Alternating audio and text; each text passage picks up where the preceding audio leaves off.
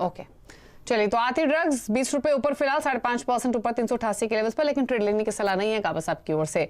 और अगर मार्केट्स की बात करें तो स्ट्रेंथ तो बनी है, लेकिन कितनी टिकेगी काफी हद तक इस पर भी निर्भर करेगा कि फेडरल रिजर्व की जो मीटिंग हो रही है उसमें क्या आउटकम निकल कर आएगा और उस मीटिंग आउटकम या फिर स्टेटमेंट से कैसे रिएक्ट तमाम ग्लोबल मार्केट्स करते हैं। तो बाजार की नजर अब आज से शुरू होने वाली फेडरल रिजर्व की 2 दिन की मीटिंग पर रहेगी। क्या अनुमान है, क्या एक्सपेक्ट करना चाहिए, इस पर बातचीत करने के लिए हमारे सहयोगी नीरज वाजपेयी मौजूद है। नीरज जी, सबसे पहले तो ये बताएं, कल देर रात फेड क्या फैसला ले सकता है, जिस तरीके का माहौल है उस बीच में क्या क्या ऑप्शंस फेड के पास हैं? देखिए, फेड के पास 3 ऑप्शंस हैं जिस पे वो फैसला ले सकता है। पहला ऑप्शन तो ये है कि वो ब्याज दर बढ़ाएगा, तो 2 उसके ऑप्शन हो सकते हैं, 1.25% और एक दूसरा ऑप्शन है 0.5%, और तीसरा ऑप्शन है कि वो उसको स्किप करे। ये 3 ऑप्शन इसलिए आए हैं क्योंकि अभी जो पूरा बैंकिंग संकट हुआ उसकी वजह से तीसरा ऑप्शन उसमें आ गया कि एक पॉज हो जाना चाहिए, क्योंकि अगर और ज़्यादा ब्याज दरें बढ़ेंगी तो बैंकों को बड़ी मुश्किल हो सकती है, उनके पास लिक्विडिटी का क्रंच आ सकता है। लेकिन थोड़ा और पहले चलें, अगर 10 दिन पहले, तो ये पूरा मूड माहौल बन गया था कि आधे % की ब्याज दर बढ़नी चाहिए क्योंकि इन्फ्लेशन नीचे नहीं आ रहा है, कोर इन्फ्लेशन स्टिक कर रहा है। लेकिन 0.5 से अचानक से पॉज पे आए लोग जब बैंकिंग संकट आया, लेकिन अब बैंकिंग संकट थोड़ा थोड़ा संभल रहा है तो 0.25 की चर्चा शुरू हो गई है। तीनों ऑप्शंस लेके चल रहे हैं, लेकिन जो सिचुएशन का एनालिसिस अगर आप करेंगे तो उसमें ऐसा लगता है कि फेड ये रिस्क शायद ना ले कि वो स्किप कर दे, और वो ये भी रिस्क नहीं लेगा कि 0.5% बढ़ाए, जिससे दोनों ही एक्सट्रीम सिचुएशन में मुश्किल खड़ी हो जाए। तो 0.25% की संभावना बहुत ज़्यादा है, क्योंकि अगर 0.5% बढ़ाएंगे तो बाजार के लिए बहुत ही नेगेटिव होगा और बहुत ज़्यादा मुश्किल हो जाएगी, बैंकों को और ज़्यादा नुकसान होगा, स्टॉक मार्केट पूरा गिर सकता है।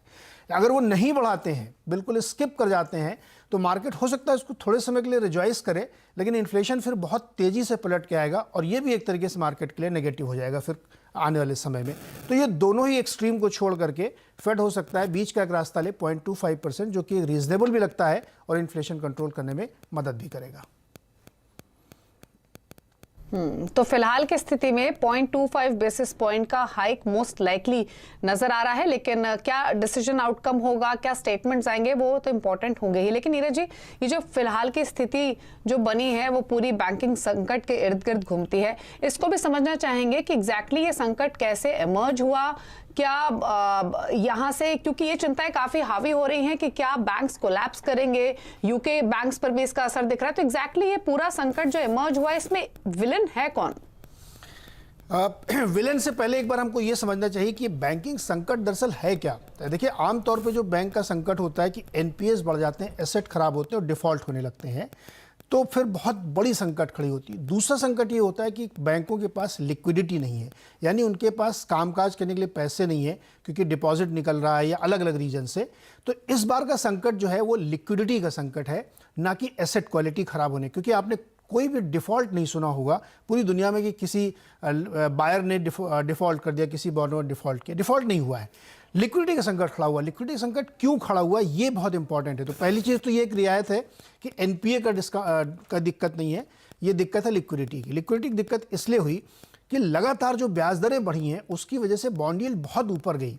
तो जो अलग अलग टाइम फ्रेम के बॉन्ड थे, 2 साल वाला, 10 साल वाला, 30 साल वाला, 6 महीने, 3 महीने, इन बॉन्ड की यील्ड में बहुत बड़ा डिवीज़न आया, और जो छोटे टाइम फ्रेम के बॉन्ड थे उनकी यील्ड बहुत ऊपर गई, क्योंकि लोगों को ऐसा लगा कि अब ब्याज दरें बहुत तेज़ी से बढ़ने वाली, तो नए टाइम फ्रेम के ज़्यादा ब्याज वाले बॉन्ड आएंगे।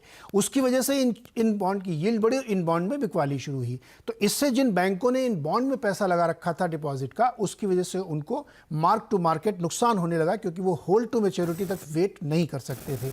इसकी वजह से बैंकों को कुछ अपने बॉन्ड एसेट बेचने पड़े नुकसान करके, क्योंकि उनको एमटीएम भरना था, एक रीज़न। दूसरा, जब ब्याज दरें बहुत बढ़ने लगी तो जिन लोगों के पैसे जमा थे, बिजनेसमैन के या स्टार्टअप वालों के, उन लोगों ने अपने पैसे विड्रॉ करने शुरू किए। तो एक तरफ से विड्रॉ शुरू हुआ और दूसरी तरफ से एमटीएम लगा, तो दोहरी मार जब बैंकों में पड़ना शुरू हुई तो और ज़्यादा बिकवाली होने लगी। इससे क्या हुआ कि एक ऐसी परिस्थिति बनी कि उन बैंकों के पास पैसे नहीं बचे, क्योंकि डिपॉजिट आ नहीं रहे थे और कैश की दिक्कत आने लगी। तो ये इसको कहते हैं लिक्विडिटी की क्राइसिस, ना कि डिफ़ॉल्ट की क्राइसिस। ये संकट खड़ा हुआ और इसीलिए बैंक मुश्किल में फंसने लगे और तमाम बैंकों ने इसको किया। अब ब्याज दरें क्यों इतनी बढ़ी? ब्याज दरें इसलिए इतनी बढ़ी क्योंकि महंगाई चरम सीमा पे पहुंच गई थी। महंगाई 9% के पार चली गई थी, तो उसको कंट्रोल करने के लिए एक ही तरीका है कि आप ब्याज दर बढ़ाएं। महंगाई दो ही तरीके से बढ़ती है, तो डिमांड के थ्रू बढ़ती है या सप्लाई क्रंच के थ्रू बढ़ती है।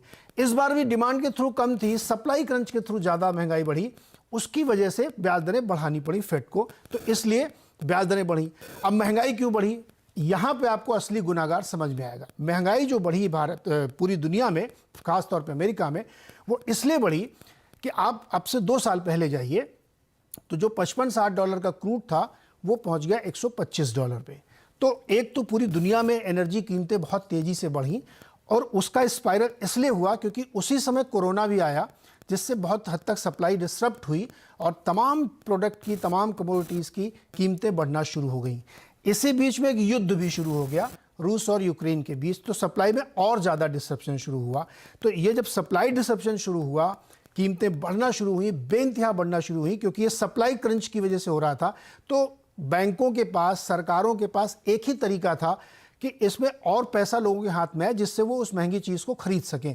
तो अमेरिका ने तमाम और सेंट्रल बैंक से नोट छापना शुरू किया और खूब लिक्विडिटी सिस्टम में पंप कर दी, सस्ती दरों पे ब्याज दर देना शुरू कर दिया, बहुत सारा पैसा सिस्टम में आ गया।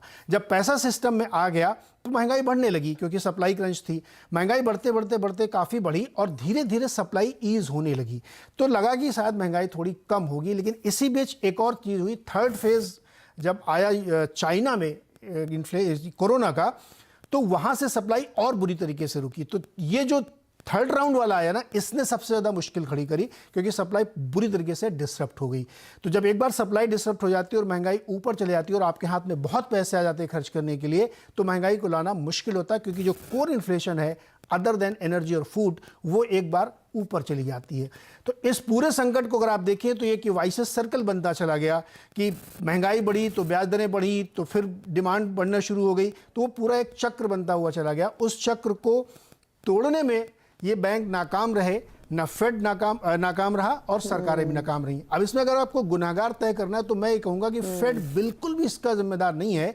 इसके जिम्मेदार परिस्थितियां और वो सरकारें हैं जिन्होंने बेइंतहा ट्रिलियंस ऑफ डॉलर नोटें छापी और लोगों के हाथ में दी, जिसकी वजह से आज हम इस समस्या से जूझ रहे हैं।